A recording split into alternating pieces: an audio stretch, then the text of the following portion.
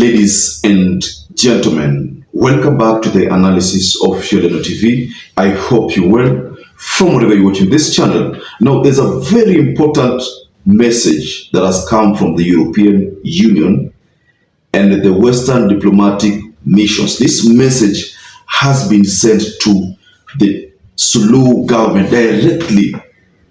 It's a very important message which I wish it could be delivered to more than 100,000 people. But how can you get this message delivered to 100,000 people and above?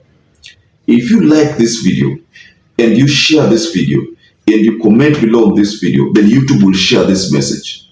The European Union and the Western diplomatic missions have asked the Suluhu government, what are you doing with the bodies? Of course, there are people who are shot, dead.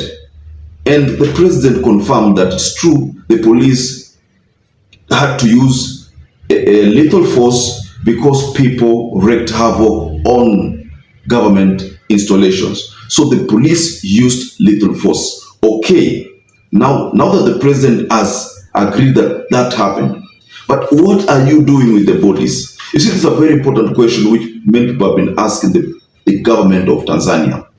If you kill them, you again retain their bodies. Why?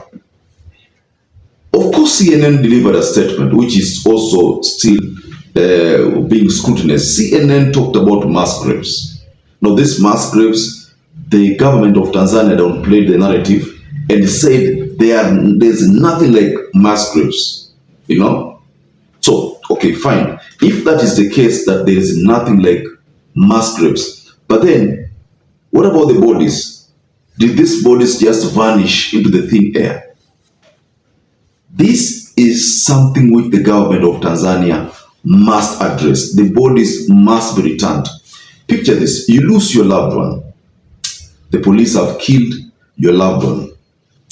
Then they hide the body. Just picture the kind of situation that you find yourself in. You've lost your loved one. You can't see the body.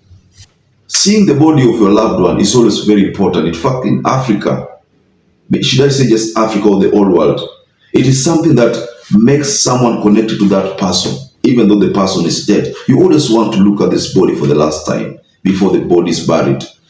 Appearances, arbitrary arrest, and the concealment of bodies. The statement signed by multiple diplomatic missions based in Tanzania comes just days after the United States warned that the East African nation risked damaging its relation with Washington over the ongoing political and human rights concerns.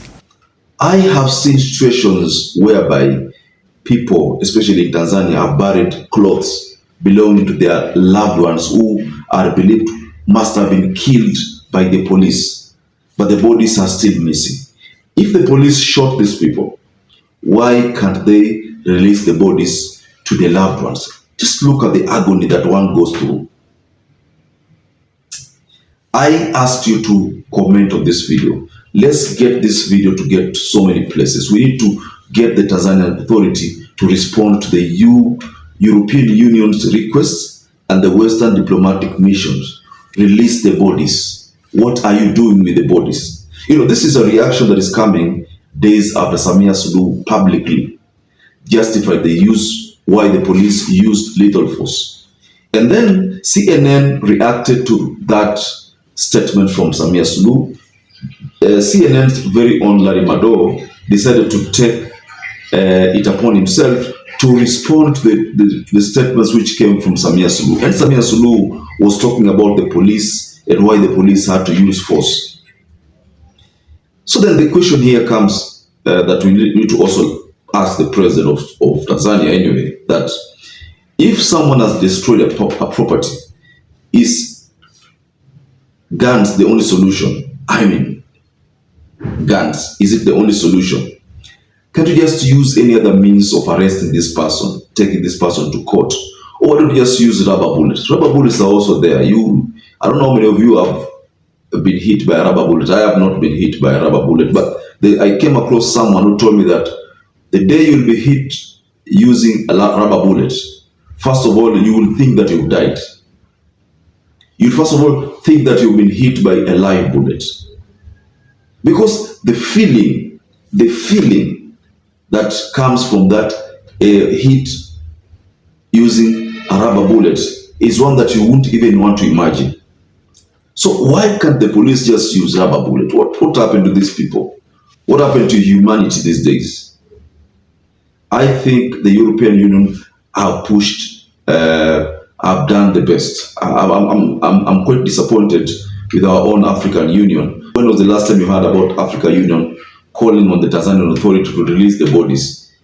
Nothing. That's why I agree with Museveni, who keeps on saying that AU is just an entity of excellencies, where presidents just meet to over a cup of tea and then go back to their countries. It doesn't make sense. According to Museveni, AU doesn't make sense. And then AU went for settled on Mahmoud Ali Yusuf, who has also been protecting Tanzania.